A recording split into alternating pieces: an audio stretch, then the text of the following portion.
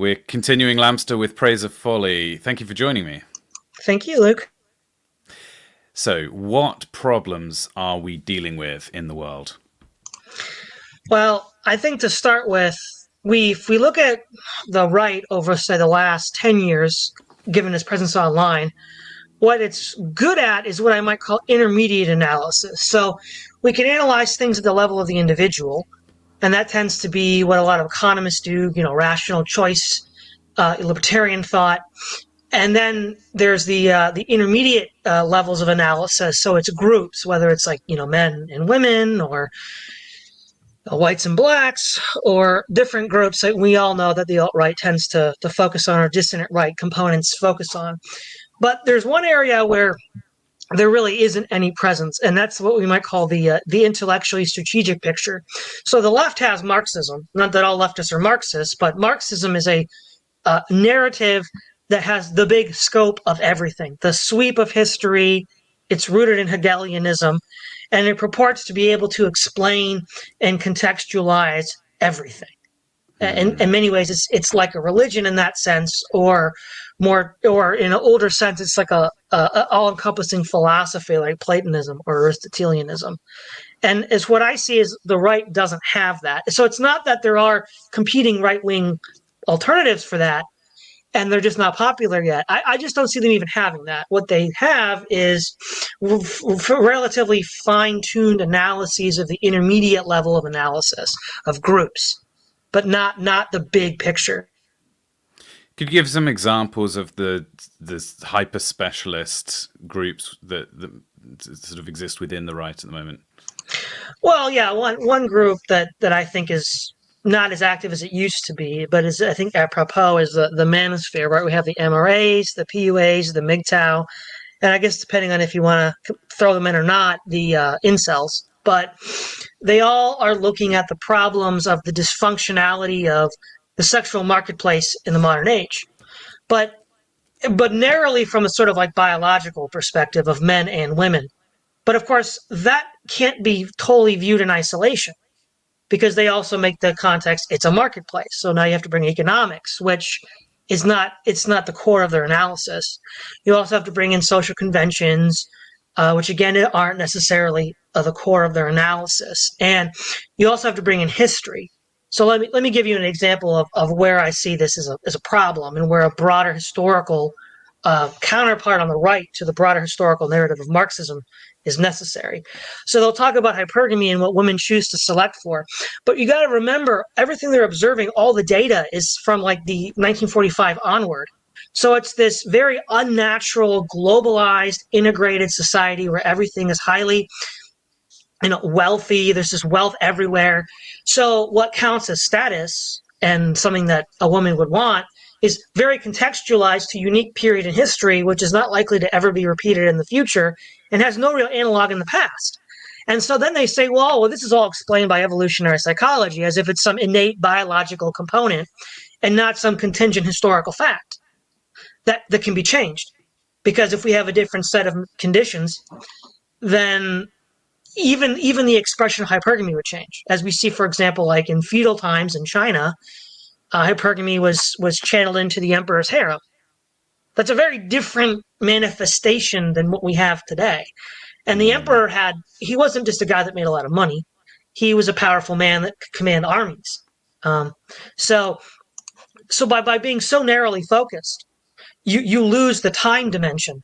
And so then you start to make claims as if they are just the way things are, but that's only because you're not aware of or taking account of broader historical trends. Do you think it's going to be possible to get all of these hyper-focused groups to buy into a metastructural analysis, when it will mean, in their worldview, diminishing the importance of the thing that they've been so focused on? Well, that's a good question. And in fact, that's actually a problem the left has now. Even though they sort of all live within the ecosystem of the broader historical Marxist perspective, there's the ongoing debate, why does my revolution have to wait for your revolution to happen? And so they haven't solved that problem. It's not a problem that's going to necessarily go away. But I think what it will lead to, though, is a sense that nature abhors a vacuum, and if you can fill that vacuum with something, it will kind of create its own gravitational pull around it, so that people will be drawn to it because it helps better contextualize what they themselves are saying. And so that's why I think Marxism has such a huge pull on the left, is whether you're an anarchist, a feminist, a third world, activist, or whatever, that still frames your entire position, even if you want to say that, well, my particular pet project is most important. It's still Hmm. rooted in that broader picture. I have noticed this as a cognitive trap a lot of people fall into. For example, does the economy run on free market principles, or is there a central command and control, infrastructure that's ultimately the only thing that matters? And surely the answer is somewhere in the middle. That there are free market principles that take part in certain regards, and in other regards, how you divide that up could be the discussion. But everybody ends up falling on one side or the other. So how do we fight against this trap towards oversimplifying, and just kind of plead with people to to accept that the world is complicated? Yeah, right. So the problem is they'll be like, well, this mode of analysis that I've specialized in, and we see this all the time, right? So the libertarian right's like, well, look, the most fundamental analysis is individual choice, and so while they may acknowledge or may not acknowledge these other, like maybe group or collective pressures, they'll say, well, the most important are the choices of individuals. Hmm. And then with the intermediate level of analysis, the alt right will say, well, no, it's race is the most important, or the MRAs will say that sexual selection is the most important. But regardless, though, all of those statements have to be conceived in a prior conceptual framework for them to even make sense. And so, what is that prior conceptual framework?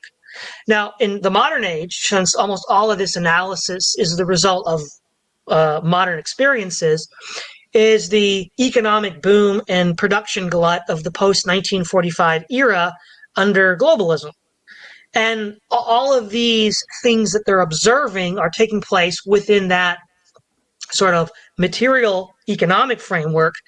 And then, within the philosophical framework of, well, a whole bunch of different mishmash of things. I mean, you get everything from Nietzsche and Stirner, to elements on the far right, to Evola, traditionalists, and then, Catholics, and so on and so forth.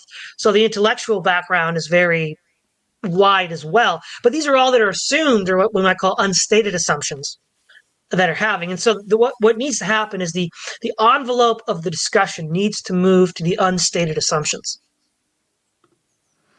The, how significant is it that the unifying principle then amongst these groups on the left is the writings of one person? It's seen as Marxism, possibly Marxism Leninism, but it's obviously the at this point it's a corpus of thinking from lots of people who've done further analysis through time, to the point where it seems to me often that these terms like working class or imperialism actually bear little resemblance to what Marx himself was using them to mean. But nonetheless, there's this feeling of the accumulation around a central theory because of the common use of jargon and the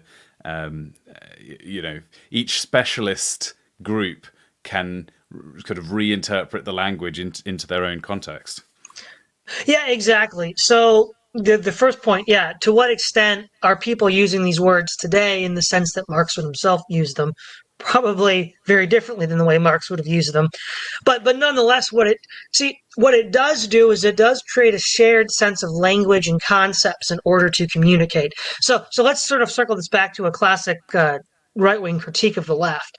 They'll say, well, the problem with one problem with diversity is that if I have any issues or set of concerns that I need to get other people to understand, conceptualize, and pay attention to, I need to go through all this effort of translating my ideas, my thoughts, my jargon into thoughts, language, and jargon that you can understand, and then hope that it sticks so that you can be my ally in this fight. And there's so many intervening steps that are full of so many risks of, not coming through, that you just end up having people that can't effectively communicate with each other, such that it's very difficult to build this conceptual work that it's analogous in any way to the left. Now, if we had that, we could just say, okay, we're just going to default to this, and everybody sort of would know what that would be on the right. But again, currently that doesn't exist. There almost seems a strange contradiction in the fact that leftist thought has this rich, backwards-looking, almost reverential approach where they say, Lenin looked back to Marx and Marx looked back to Hegel, and you could almost trace it back to like Plato. Whereas the right, which theoretically is reactionary, nonetheless feels the need to reinvent their theory from the ground up every generation. Yes, they feel the need to reinvent the wheel every generation. Now, we speak in terms of with the right within the 20th century. I think what you mentioned Plato, right? So in a lot of ways, especially if you read Plato's Republic, especially the part where he talks about, collectivism and the noble lie and the birth lotteries, that all sounds like very proto-socialistic. And certainly some socialists arguably got some inspiration from that. They also got inspiration from Renaissance Catholic writings like Thomas More's Utopia and Campanella's The City of the Sun. I think what the right would need to do for a kind of like, quote, deep history route would be to be somehow rooted in Aristotle, because Aristotle takes a more biological or an organic position, whereas Plato takes a more theoretical and abstract position. And with regards to political science, if we look at Edmund Burke's reflections on the French Revolution, he says that, you can't build a commonwealth on a priori thinking. You have to do it a posteriori. And so Aristotle would agree. That's an Aristotelian conception of political science. Whereas Plato has an a priori view of political science, where you imagine this ideal city and then impose it onto the world. And so that's where we will begin to see some of the differences.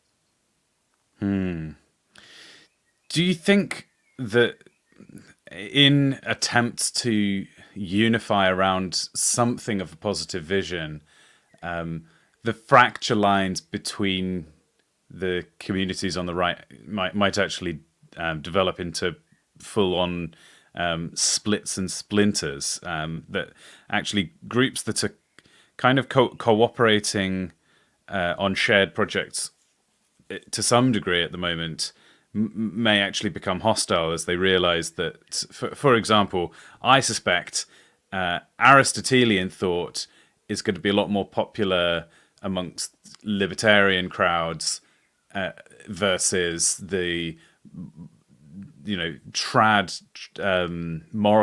moralists, but otherwise socialist leaning this kind of religious groups. So you can imagine there's very deep basic disagreements, but I imagine the same is probably also true on the left. So yes, I guess I'm just thinking this through in my head of is the effort to make this unifying theory going to lend philosophical clarity but practical disharmony?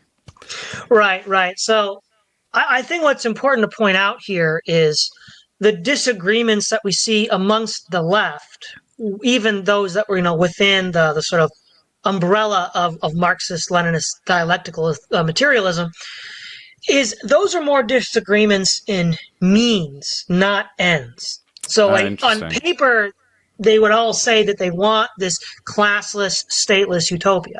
What they would say, though, is, oh, how do we identify the key underpinning elements of capitalism? Is it the patriarchy? Is it the church? Is it the state? Depending on which kind of leftist you are, you're going to give a different answer. And then your strategy would then be tailored to dismantling that element that undergirds capitalism, which then undergirds this society that they want to dismantle. But what that is, that's more of a disagreement in means. Now, there might actually be a disagreement in ends as well, but that's not as clear in their own thinking. Whereas if you look at the right, whether it's like, say the neo-pagans or the trad Catholics or the trad orthobros or the Protestant elements or the libertarian elements or the atheist elements, and you look at the kind of aesthetics that they sort of choose to represent the kind of world that they would want to see, those are very different worlds.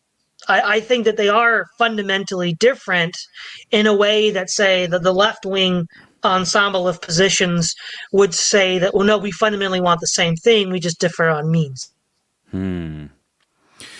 Something that I want to discuss with you that I've noticed, because I watch some amount of the kind of modern Marxist left on YouTube, and I keep noticing that they talk using entirely different vernacular than we do on the right, but their overall analysis of what's going on in the world is often very, very similar.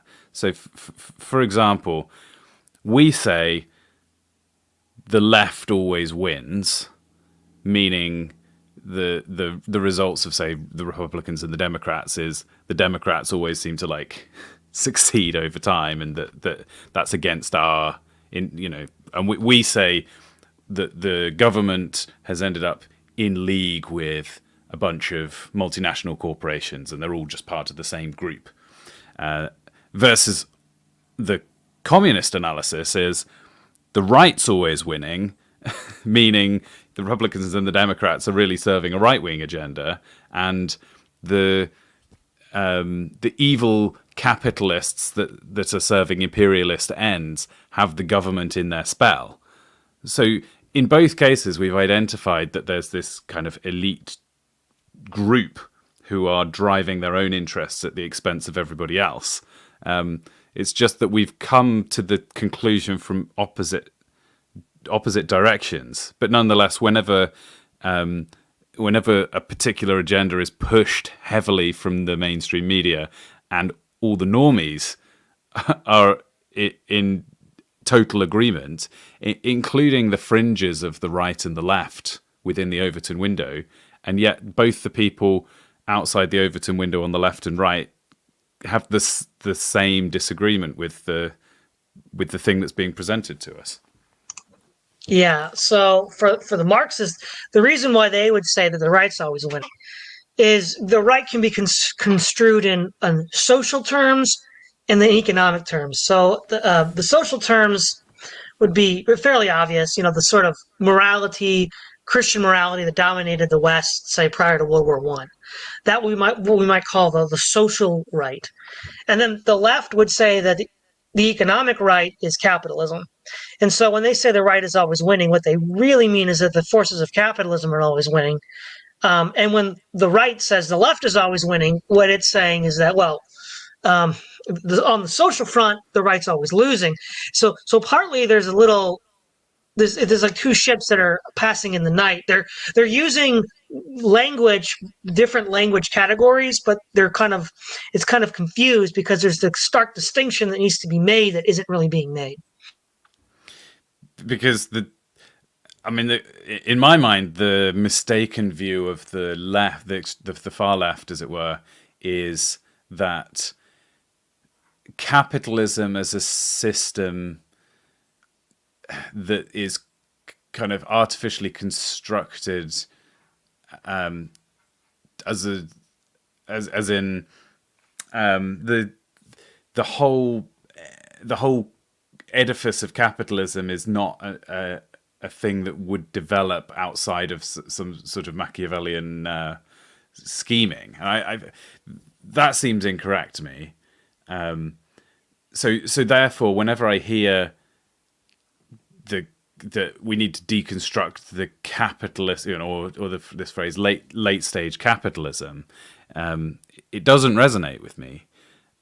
But then when I dig into what's actually being pointed at by the word capitalism, they don't mean free trade. They mean like the particular set of companies that are currently in charge of everything and like have rigged the whole game in their favor. And then I think actually they're making a very similar point to the Misesian lot, who would also complain about this and say, or another example, the sort of strand of distributism within Catholicism that ends up advocating for essentially little communes being set up, and yet, as you mentioned, for cultural reasons, then the Catholic groups often find themselves fighting battles on the right, things like abortion and LGBT issues. So it's a strange thing that I think both sides, the thing that they care most about, perhaps the way they talk, at least economically, they think they're bitter enemies, but the reason they're actually enemies is on a cultural or an aesthetic front. Well, you mentioned that the libertarian analysis of these corporations is sort of like the Marxist. Well, that's because Rothbard used Gabriel Kokel's The Triumph of Conservatism, which he was a Marxist. But the point is, there's this problem with language and technical terms. Part of the problem is these technical terms that the right is using and the left is using, it, to the extent that we're dealing with serious people, and there are serious people on both sides who do use these terms in their technical sense. They're not very good at translating those technical terms to other people, and it's very difficult for somebody to go out from their own group to then study somebody else's technical lingo, especially if you're the other side, the other, and Right. and then try to figure out how to translate it. But what's worse though, right, is on the right we have that problem already.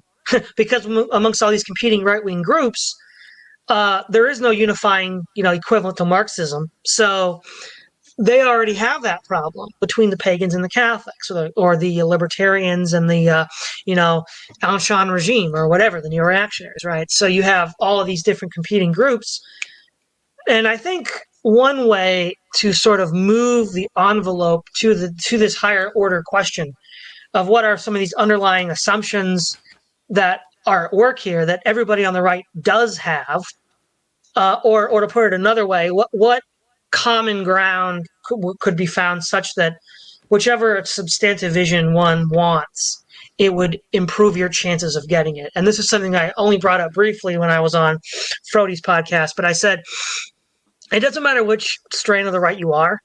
If you look at the Nicomachean Ethics and Aristotle's conception of the four cardinal virtues, not that he invented the four cardinal virtues, but he sort of creates this canonical definition of them: prudence, justice, courage, and temperance. It creates a kind of substantive vision of what a good man is that has historically transcended these different groups. Aristotle was a pagan, but the Catholics and Aquinas used it. The Protestants were inspired by this, and to some extent, Ayn Rand was inspired by Aristotle. So in that sense, we have this common substrata that can sort of transcend these different positions by giving us a substantive view of what a good man is.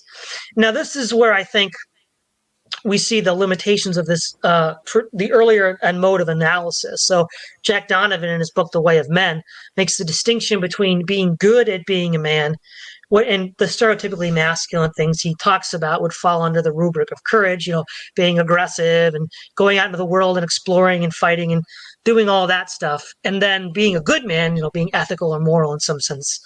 Now, he's more of a moral anti-realist, and so says, well, we can separate these two. and you can have two competing sides, one who might be right, one who might be wrong, but they both have tough men or men who are good at being men. Um, the problem is, I don't think you can make that distinction because if you look at courage, which is more or less what he focuses on, there's an underlying unity in the virtues, such that to be courageous isn't just to exert these principles whenever you feel like it. That would be the vice of rashness. You have to know when to do it, and that's where prudence comes in. And you also have to be temperate because if you're hammered and smashed all the time, you can't go out to protect or defend anybody. So all of this comes back together as a cohesive, substantive view of what it means to be a man.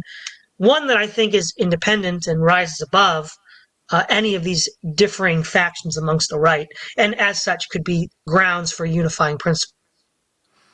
Can you sketch then what do you see as a potential starting point for this metastructural framework for the right, and perhaps how do a few of the groups that you would see as currently being specialists, how could they situate their particular interests within a broader umbrella? Well, I think what everybody on the right implicitly agrees to is a kind of biological essentialism. So when we talk about the idea of specifically, this comes up with the sexes, men and women, it's the philosophical conception that one's identity and roles are fundamentally the result of biological factors. And so we can start with that. And of course, biological essentialism could also be extended to issues like race and other things as well. And then work up from there. So if it's like, okay, these are the biological essentialist positions, and we sort of implicitly agree on those, how do they then constrain the discourse?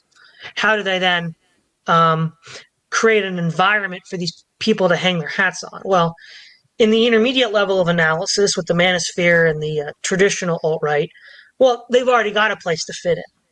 But the underlying assumption that they're making, that of biological essentialism, is explicitly stated up front and is a part of a broader superstructure that these philosophies and discourses occur within. I guess the central, correct me if you think differently about this, but the kind of core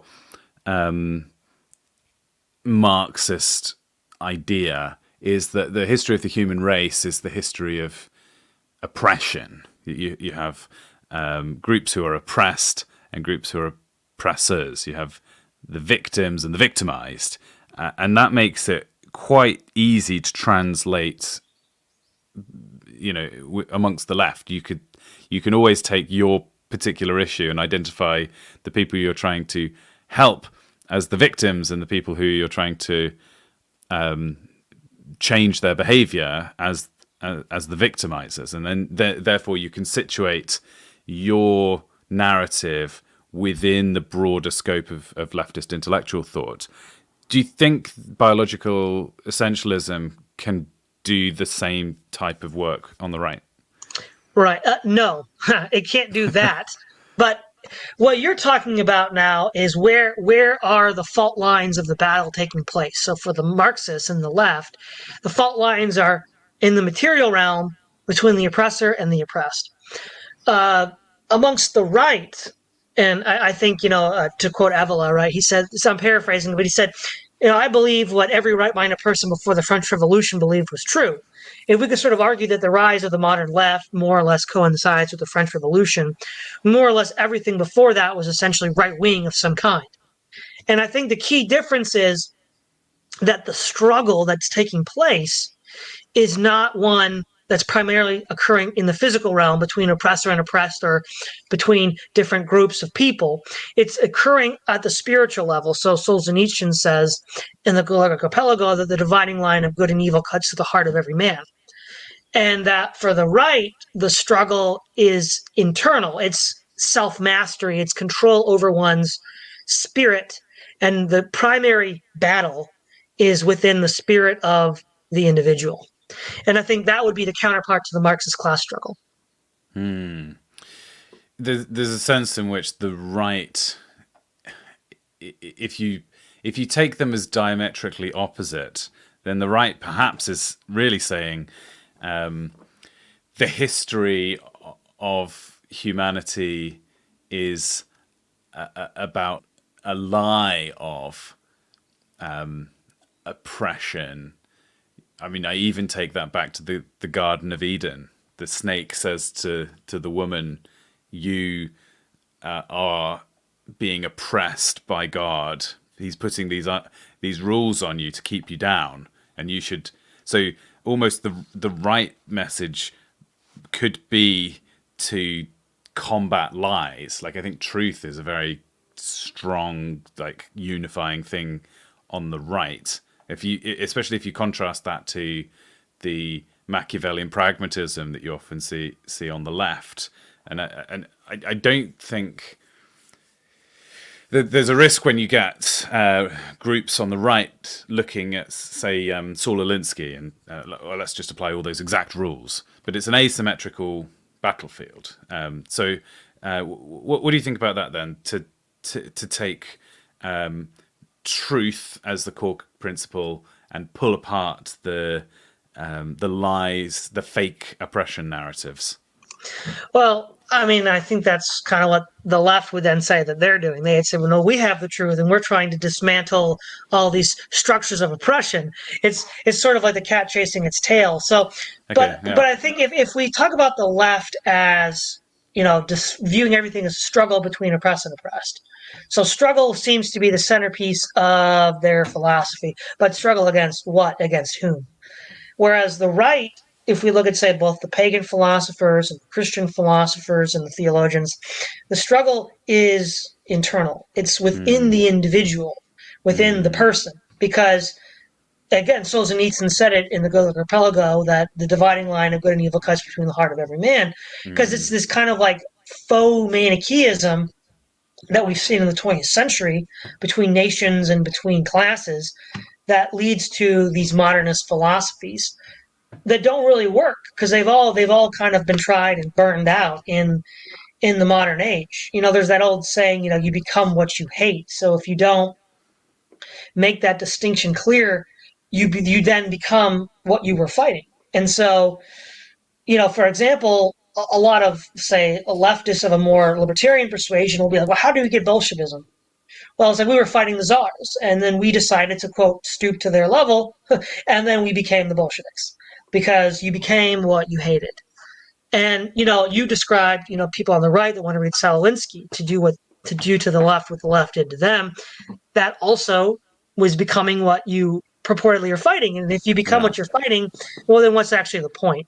So, and of course, then in what way are the four virtues imperative? Well, they are the means. So, in the sense of physical exercise being a way to condition your body for the struggles of the physical world, disciplining yourself to these cardinal virtues is a way to sort of, quote unquote, exercise the soul so that you can develop the strengths and habits in order to win the inner struggle. Because if you can't win the inner struggle, then you can't win the outer struggle, right? The enemy within is always a greater threat than the enemy without, and the ultimate enemy within is one's own vices and passions. Augustine says a man has as many masters as he has vices. It seems like almost by definition, any good story is a right-wing story because it's always. I believe a strong narrative is about the effects of character change rather than just situation. So you want to see a character with a flaw overcome the flaw, and it's the internal struggle that unlocks the win on the material level. So I sense there's great strength in unifying that. It's almost perhaps if Plato is the ancient root of the left and Marx his modern incarnation, and then Aristotle is the ancient root of the right, and it's like Solzhenitsyn might be a good candidate for for the modern incarnation. Or maybe Alistair McIntyre, because he also tries to bring back an Aristotelian way of thinking. Well, Okay. let's contextualize it this way, right? So, broadly speaking, fantasy is more right wing and conservative and reactionary, and science fiction is more liberal, socialist, and progressive. And if you look at the way the stories develop, right? So let's look at the Lord of the Rings, right? Most of the people that really do the growing are the hobbits because they're like children. Everybody else is sort of already fully formed. I mean, I guess Eowyn does some growing as well, but the idea is they start off as children and then they come back to the Shire as mature warriors, right? So the hobbits have gone through this arc of transformation, and so we see that they struggle, and it gets all about the struggle within, right? The ring is tempting all these people at the inner level. Whereas with science fiction, let's say look at the Foundation trilogy by Isaac Asimov, none of these characters grow. What changes are the material conditions that new levels of technology bring, and they just, quote, smash the enemy. Whether it's, the Marxists who say smash the capitalists, the feminists who say smash the patriarchy, they just smash whoever comes in their way. So the change and the struggle is replacing one material conditions with a set of another material conditions. That's what sci-fi on the left does. Whereas the fantasy on the right, they change a spiritual state with a new spiritual state. So somehow it had never occurred to me before that. I mean, your point is obviously correct now. Now I think about it, but yes, willingly spending your time in an imaginary world which resembles the past. Of course, that's the natural domain for reactionary thinkers, and imagining, fantasizing about being in the future is a very natural thing for a progressive mindset to take. It almost makes me wonder whether we're going to see a push for more. I mean, think about Transformers and Marvel and DC and all these things which have been kind of pushed on out as the entertainment of the masses. They are being sold an escapism in the form of technological futurism, versus the Lord of the Rings and things like this, which are both backwards looking and also quite mythological. They contain magic and spiritual concepts rather than just technology. Right. And again, I think what's important to just emphasize again is modernity in the left views the struggle as one state or set of material conditions overcoming another, because they believe that man can be perfected by changing the material conditions. And Richard Pipes in his work on the Soviet Union sort of views this as downstream from Locke's tabula rasa. If man is merely a blank slate, then theoretically he could then be perfected and conditioned, and you do that by perfecting his material conditions, which usually is some variation of more material abundance, right? Because they'll say that, well, crime and criminality are the result of resource scarcity only or primarily, whereas the right historically would say, well, it's an affair of the soul or the heart. It's something that you have to fix inside of you.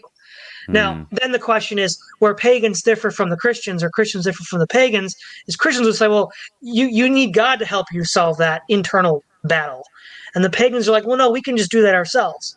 Like Aristotle and Plato, they believed either by knowledge, by conceiving the forms, you can then perfect yourself, or Aristotle by habit.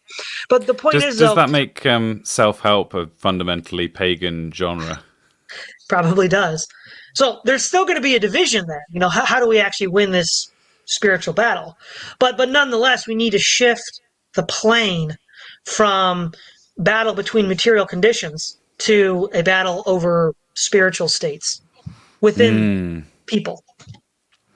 This is obviously an idea that should resonate with Christians, because the Bible talks explicitly in this, our battle is not against flesh and blood rulers, but against the powers and authorities of the world. I can't remember the exact verse, but that also struck me while you were talking, that yes, the the right, so called, often falls into the trap, and I think this is when the right is actually the weakest. It's when their analysis is the weakest. It's when their results are the weakest. Is that they're trying to accomplish the material prosperity that the left longs for, but by other means. It's like actually in that case, the ends are the same as the ends on the left, and it's just another group of leftists, but with different means in that sense. Whereas I think, what we should press harder, I think, on the right, is we should try to knock out the idea entirely that we're after material improvement and that we're worried about the material degradation, and actually make the right focused on the spiritual degradation of the nation, of the Western sphere, and actually almost that the material things that we're advocating for are in service to ultimately spiritual goals. Right. So it's not that. So obviously, if you improve the spiritual condition, there will be some material effect. But whatever material effect that you're striving for is not the main goal. So to put it in Christian terms, Christ said, "Seek ye first the kingdom of God, and all things will be added unto you." It's not that you don't need food, clothes, or shelter. It's not that you don't need families and children. It's that if you seek those things first, you either don't get them or you get them in a deformed way. Whereas if you seek the kingdom of God first, then you get them. So in a more abstract sense, for those on the right that aren't Christian, seek to transform the soul first. Then all the other things that you think are important that you want, you will be better equipped in order to achieve those goals that you want, which is why you do this in the first place. This is the sort of like going to the gym for the soul. So if you tell somebody on the right, if you want to go fight for Western civilization, and you say you got to go to the gym, that's pretty intuitive. They're, yeah, of course. But you tell them, well, hold on, that's only half the job. You're not ready for the fight for the West yet. You still have to, perfect you have to work on improving your soul such that you're the kind of man that could actually risk his life for Western civilization. Well, no, nobody's ready for that yet. Yeah. Do you think there's a way that the objective of improving the nation spiritually could be accomplished partly by almost infiltrating the left? I want to say just avoiding conversations that don't matter as much, and saying, "Oh yeah, well, we don't care if about these things that are your focus. We just want to also give you these spiritual." I guess infiltrate sounded a bit extreme, but what I'm saying is that if we segment off the right as being spiritual and the left as being material, then there's going to end up being a lot of people languishing in the left without any sort of spiritual input. Maybe that's just what they deserve. Yeah. Sorry. Respond to that if you have any thoughts. We need to make a distinction between talking about ideal abstractions and then people who are somewhere in the middle on a spectrum, right? So there are people today that have some left-wing views and some right-wing views that may or may not be contradictory with each other that they've never bothered to sort out. It's just, that's another part of the problem. And I think it's another problem with people on the right in general, because we've all grown up in this post-World War II globalist integrated world where the left is ascendant, at least culturally. And we have imbibed a lot of these principles without even thinking about it, because we were children. We grew up with this stuff. And so I think one of the first things that would have to be done is saying, well, hold on a second. Which of these things are actually rooted in the sort of real lived experience that we want to get back to? And again, this is what puts the right at a disadvantage competitively against the left, is they do have different views of what the good is. they have different competing views. Well, I want, the neo-pagans might say, I want like a, dark age Viking Hamlet. The Catholics might want some sort of like high medieval city, or the Protestants might want, a frontier settlement in the American West, and the pagans might want like a Greek city state. It's all going to be different. Whereas the left, they will all say, well, we want Marx's classless, stateless utopia. They just disagree on what that looks like. Now, that's still a significant disagreement, but it's, again, of means, not ends. There's a comment from Mac Joke that says, the problem is that material conditions are far too important. If young men can't afford a home, it makes producing children even more difficult. Arguably, a spiritual path of fatherhood is denied to them. What do you think of that? Well, okay. I'm not saying the material conditions aren't important, but when you look at the left, and that's where they put all their energy in to improve material conditions, that just also begs the question: well, what does what does an improvement in material conditions look like or constitute? Because that's a big debate that's going on. But we see that we have had a lot of improvement in some sense in material conditions, like from America 1920 to America of 2020. And you'll see a lot of libertarians and conservatives talk about that. But nonetheless, we have the problem that was just mentioned. So in part, not everybody's equally benefiting from these material conditions. And then the question is, well, the right typically believes in the iron law of oligarchy. And it's like, okay, there's always going to be these people at the top, okay. But in ancient historical societies, which were traditional, and whether they're pagan or Christian, they didn't hoard all the wealth for themselves. I mean, one of the things that they did was they built public works projects. They employed people within their cities. So like the Romans would build temples and aqueducts and roads and put people to work. And that was how the wealthy would. So they would still show their wealth, but they would do it in a way that was socially constructive, that was able to give jobs and employment to other people. And so what's missing here is that spiritual element, because in classical civilization and in Christian civilization, those who were at the top of the oligarchic pyramid still felt that they had considerations for their co-religionists, their kinsmen beneath them, and would use their wealth to lift them up. Whereas now we've sort of severed that connection, and it's just this global elite that's getting wealthier and bigger at the expense of everyone else. But the defect here is not so much a material defect, but a spiritual one. It is notable when you look around the world that the places which are poorer, which we in the West are encouraged to look upon with sort of benign sympathy and condescension in some ways, do appear to have people who are somehow living happier, more contented, more spiritually fulfilled lives. So it's a curious phenomenon. Obviously, Jesus said to the rich young ruler, it's easier for a camel to pass through the eye of a needle than for a rich man to get into heaven. And I wonder if there's just some deep way in which material improvement is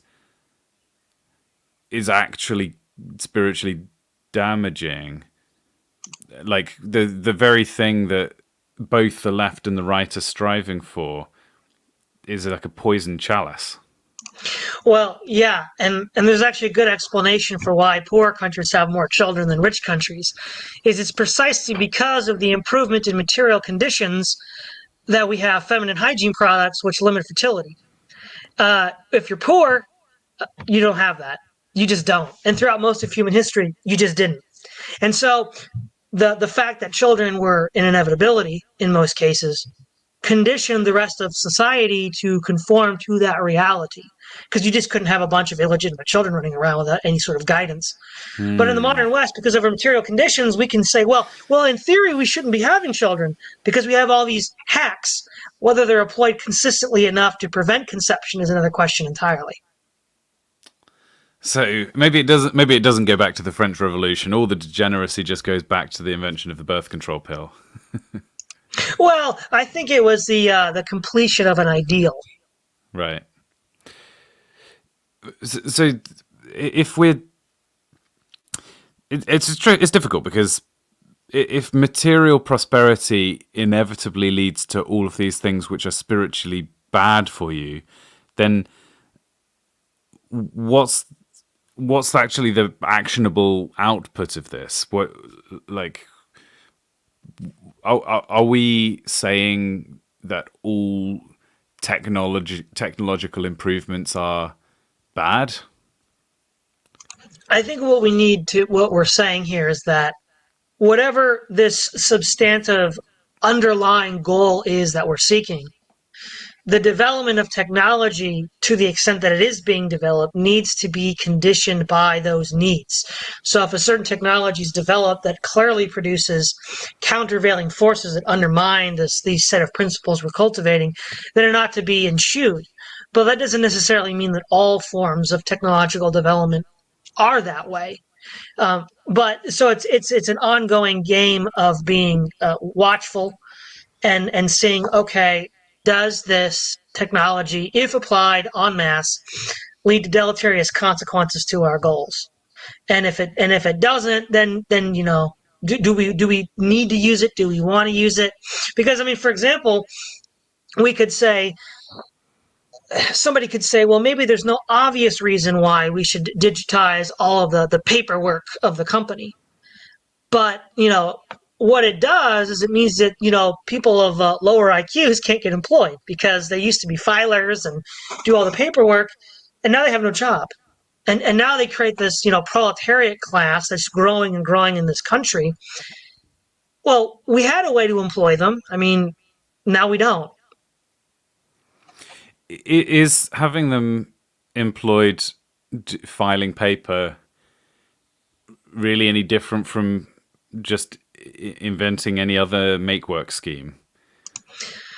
Well, then the question is that make work? Because given how insecure computer servers are to hackers and all these other things, maybe the old-fashioned filing cabinet has certain strategic advantages.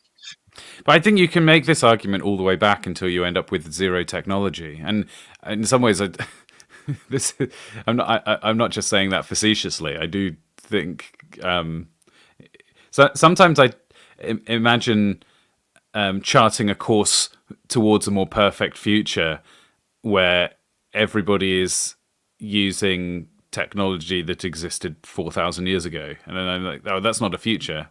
That's just that's the past. The way to get there is by one unpicking all the inventions that we currently use. Well, I mean, at some point, the right, and I think Western civilization in general, will be given some choices. There's going to have to be some technologies that we choose to give up. Otherwise, we'll just cease to exist. I mean, Catholics are fond of saying if we don't give up contraception, we're just going to contracept ourselves out of existence. And yeah, okay. I mean, if you want to stop that, then you're going to have to do something. And so it's a problem that is building up that somebody's going to have to choose. But it feels like in some ways it's the same kind of question as pacifism. So if you're somebody who if you're somebody who strongly dislikes war, you might reach a position of pacifism where you say, I refuse to advocate for or take part in any conflict. But what you're doing by being a pacifist is saying, I care about pacifism more than being able to exert influence over anything else. I essentially am ceding control to some other random individual. And I wonder if it's the same thing here, that any technology that we give up will mean that we start losing or lose faster. That we're kind of disarming ourselves. It feels like the spectrum is between going off and living in the woods like a monk, completely detaching from any material provisions at all, to the point where you may even just kind of succumb to the elements and starve to death, or fully integrating into modern society and having all of the temptations and downsides, and there is no freedom to be in the middle. Like in a previous age, we had fewer. We had access to less interesting food, and we had, we couldn't heat our houses as all the way through the winter to the same degree that we do. All the things that modernity might hold out to us. Meat. We can eat endless amounts of meat that previously only kings would have been able to manage. The flip side, the real loss that we have is we can't opt out of the system. There's no way we can self-determine how our society operates. It's like we've been caught in a very beautiful, pleasant trap. Well, yeah, there's a lot to work at here, but let's start with this. So, everybody is going to have a set of commitments that are their metaphorical hills to die on. And when you bring up the whole whether you're giving up some or all technology, depending on how we want to contextualize that, and then also the pacifist example, we can always envision a thought experiment where by being true to your principles, you will lose. So, for example, I've heard this said a lot about the Nazi Germany in World War II because they were so stringently ethno-nationalist and wouldn't recruit, the Slavic populations or people of, inferior races. They were outnumbered on the battlefield by the Allies, and they were eventually ground down in a battle of attrition. And you could say, well, isn't that just ridiculous? Why did they hold to those principles even though it was costing them the war? Or we could look at the Soviet Union at the end of the Cold War. Why are you holding you to your absurd Marxist principles? You clearly can't feed your own people. There's breadlines everywhere. And so what's really the real fact of the matter is, rather than constructing thought experiments where somebody's core beliefs get them killed, there are always a chance that's going to happen. But everybody has that problem. You can whatever anybody's core belief is, you can conceive of some set of conditions whereby that person would die. And that unless bare survival was your goal, then he would be a chump. So what I'm saying is, what we need to step back and say, well, how do we use human reason and foresight and forethought to not get in a position where our principles get us killed?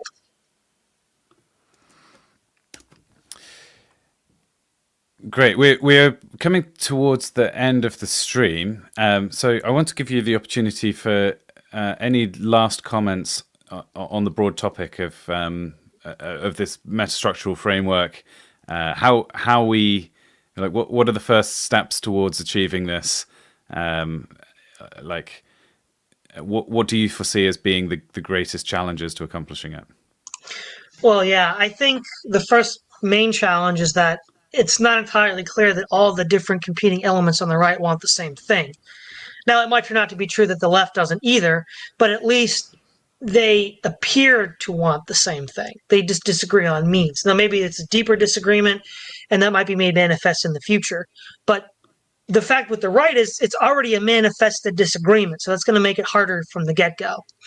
But then the question is, okay, since this hasn't been done yet, this is still a very sort of, we're going into, think of an RTS video game where you're going out into the fog of war, like Command and Conquer Age of Empires. Yeah, there's this fog of war here because it's not been done yet.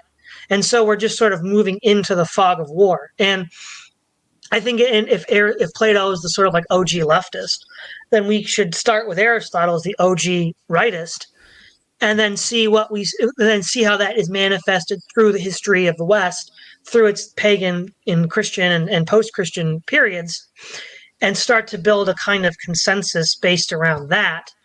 And then looking at how the perfection and acquisition of the four cardinal virtues is a precondition for the real struggle, the struggle of perfecting one's soul, and then also a precondition for the struggle of saving the West. Because it doesn't matter what you think the West might look like if we win.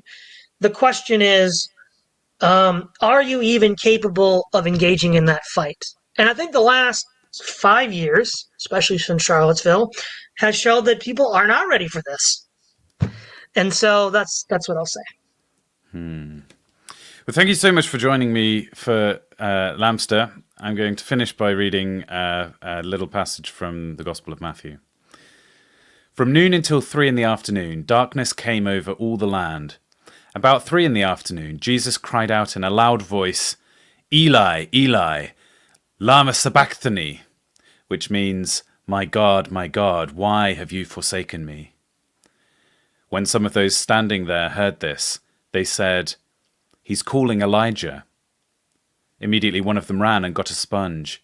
He filled it with wine vinegar, put it on a staff, and offered it to Jesus to drink. The rest said, Now leave him alone. Let's see if Elijah comes to save him. And when Jesus had cried out again in a loud voice, he gave up his spirit. At that moment, the curtain of the temple was torn in two from top to bottom. The earth shook, the rocks split, and the tombs broke open. The bodies of many holy people who had died were raised to life. They came out of the tombs after Jesus' resurrection and went into the holy city and appeared to many people. When the centurion and those who were with him, who were guarding Jesus, saw the earthquake and all that had happened, they were terrified and exclaimed, Surely he was the Son of God.